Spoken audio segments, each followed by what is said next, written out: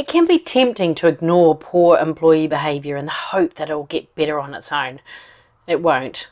Poor behaviour affects you as their manager, it affects your team, and it affects everybody who comes into contact with your team. And sometimes, poor behaviour can be a cry for help. Today I'm talking about how you can address poor behaviour within your team compassionately and clearly. I'll also be sharing the number one hidden reason why managers put off addressing poor behaviour.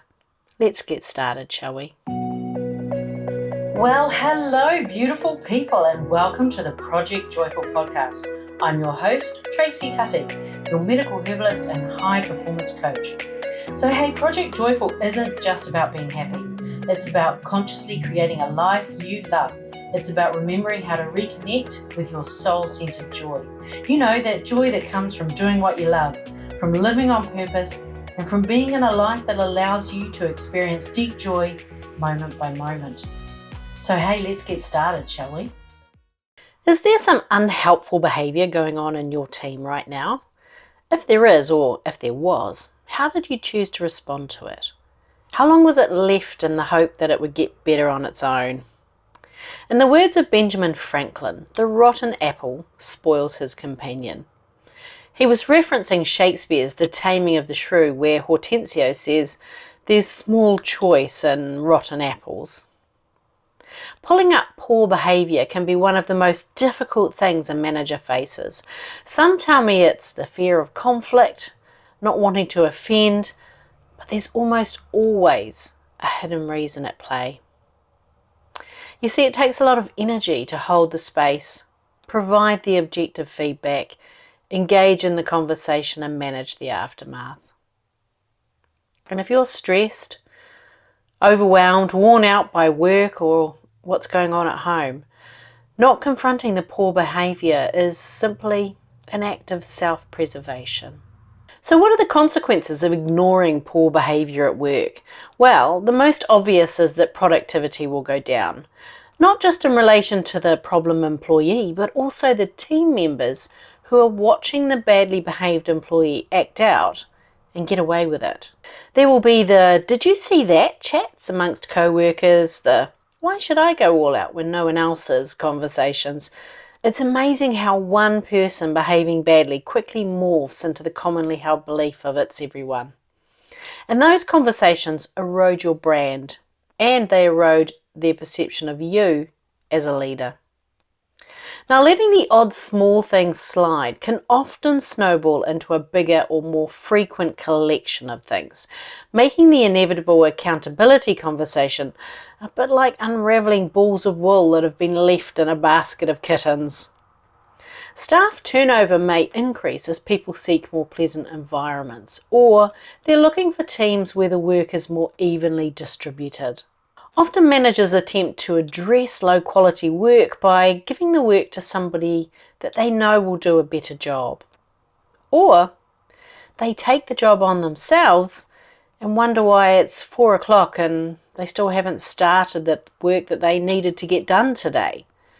Oh, and if you've given that work to your team's superstar, there's an increasing risk that they'll reach a point where they're fed up with being the one who does all the things. Instead, they'll choose to find somewhere else where they can shine, leaving you with, at best, a mediocre team. So how do you deal with negative behaviour within your team? Well, first let's talk about the foundations. It's important that you have the energy necessary to be there for your team. And this means that you have effective coping mechanisms, you have tools and strategies in place for those full-on weeks. You have the social support structures in place, and more importantly, you access them regularly. Often when I'm working with clients, this involves unravelling the belief that if I fall apart, everything around me will fall apart too. You don't need to be responsible for everything in order to be worthy. You're already worthy. So give yourself permission to rely on somebody else now and then. What else is in your foundation toolbox? You're fueling your body just as an athlete does. You're hydrated with water rather than a ton of coffee or energy drinks. You're moving your body. You're getting outside, you're having a laugh. Managing your team is an Olympic sport, and that means training your mind and your body for highly conscious performance, even when you don't feel like it. Next up, check in on your trust barometer. If you're not sure what that means, listen to episode 99, which was on how to increase employee engagement using strategies that will build your trust barometer. So let me ask you a question. Are you and your team clear about what is considered to be poor or unacceptable behaviour? Are you role modelling the way? For example, if it's important for your team to not be late for work or to communicate if there's a genuine reason for the occasional lateness. Are you on time for work? Have you communicated the standing working hours and your expectations around that? When somebody's late and they haven't communicated with you or the team, have you provided feedback in the moment? And are you consistent in providing that feedback across your whole team? Clarity creates safety, so ensure everybody is clear on what is and what isn't acceptable. And if you notice poor behaviour, act on it immediately. Don't wait in the hope that things will get better on their own. It won't. Create a private space where you can have a conversation and ensure that you haven't reached a decision prior to the conversation, as you won't yet know what's going on for them right now. Calmly and objectively present the facts and then listen. How can you help them? What do they believe has contributed to this behaviour? What don't you know? Ensure that this conversation remains about their behaviour, not them as a person. So when you're presenting your observation of the behaviour, explain the impact of that behaviour. For example, if the person was an hour late and Mary had to deal with the calls coming in on her own, or if we weren't able to help person X with problem Y. Focus on getting to the root of the problem so that the need for the poor behaviour disappears. But it's a balance between wanting to help and being really clear that this particular behaviour cannot continue.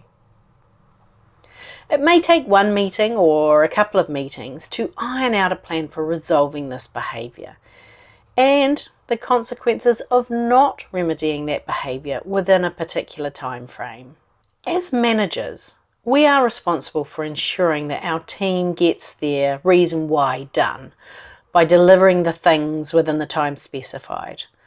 But we're also responsible for creating an environment that's at a minimum pleasant to be in, all the way through to it's enjoyable to be in. We're responsible for that environment, for it being safe, for it being transparent, and for it being fair. The cost of ignoring poor behaviour impacts you, it impacts your team, and it impacts everybody who comes into contact with your team. So please, don't delay. Choose to have those courageous conversations today. Sending you lots of love. Bye for now. Hey, thanks for listening to today's podcast. Can I ask you a favour?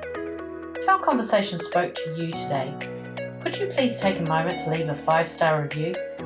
Your review will help people discover this podcast, and together we can create a world where there's even more love and more laughter. And if you want to hear more from the Project Joyful podcast, just click the subscribe button. Bye for now.